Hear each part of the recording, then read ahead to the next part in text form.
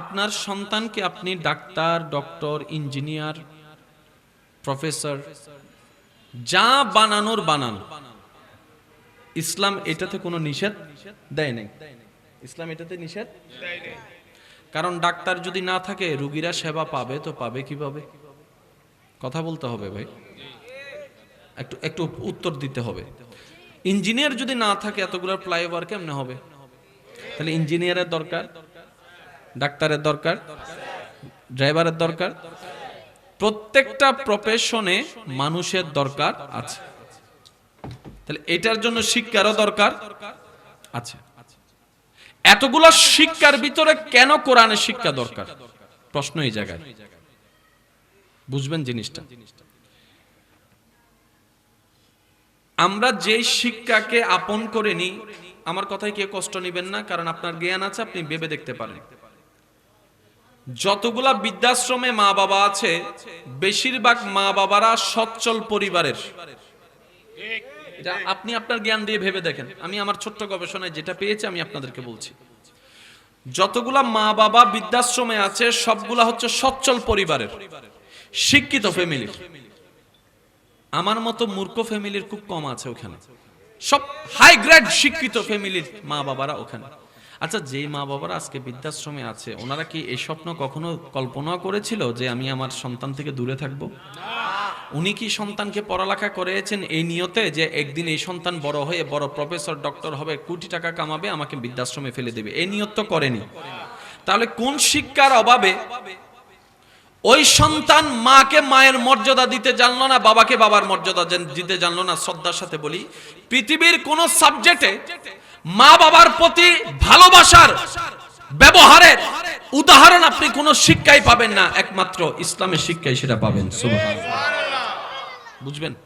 যারা মা বাবারা আছেন আমার কথাটা একটু মনোযোগ দিয়ে শ্রবণ করবেন, কারণ এই পর্যন্ত কোন আলেমের মা বাবা বৃদ্ধাশ্রমে যায় নাই। কোন আলেমের মা বাবা বৃদ্ধাশ্রমে যায়নি।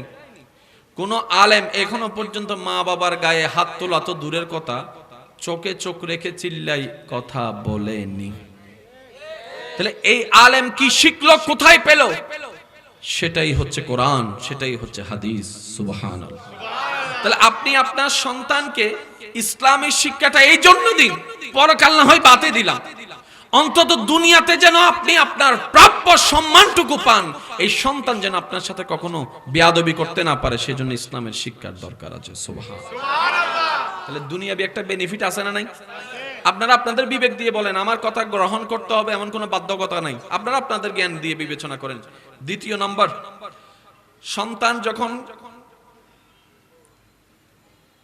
কোরআন হাদিসের খেদমত করবে, এই কথায় যদি কোনো পথভ্রষ্ট মানুষ হেদায়েত পায়, ওই মানুষ যতদিন ভালো কাজ করবে ওই ভালো কাজের সওয়াব আলেম তো পাবে, আলেমের মা বাবাও পাবে।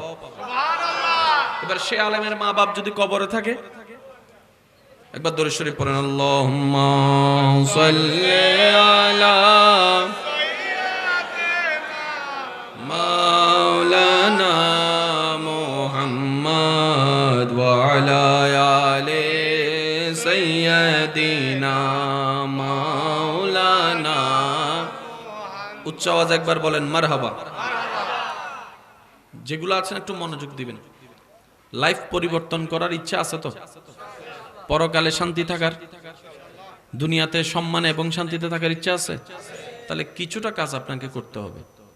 ফ্রি ফ্রি সবকিছু হয় না, কিছুটা ইনভেস্ট করতে হয়। লাভ আগে না ইনভেস্ট আগে? আগে ইনভেস্ট করতে হবে।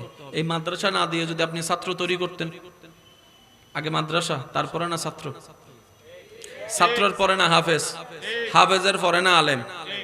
জন্মের পর থেকে তো আপনি আলেম পাবেন না। প্রত্যেকটা কিছুর একটা ধাপ আছে না নাই? একটু একটু মনোযোগ। পৃথিবীর বুকে যতগুলা সাবজেক্ট আছে, আমি শ্রদ্ধার সাথে বলি,